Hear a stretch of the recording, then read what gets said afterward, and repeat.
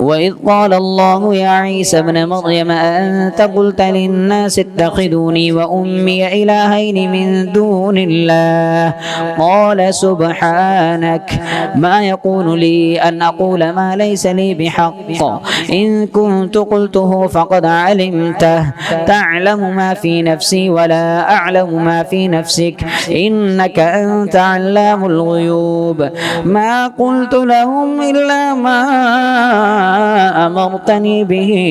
أن اعبدوا الله ما قلت لهم إلا ما أمرتني به أن اعبدوا الله ربي وربكم وكنت عليهم شهيدا ما دمت فيهم فلما توفيتني كنت أنت الرقيب عليهم وأنت على كل شيء شهيد إن تعذبهم فإنهم عبادك وإن تغفر لهم فإنك أنت العزيز الحكيم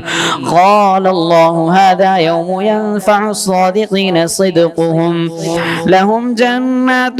تجري من تحتها الأنهار خالدين فيها أبدا رضي الله عنهم ورضوا عنه ذلك الفوز العظيم لله ملك السماوات والأرض وما فيهن وهو على كل شيء قدير.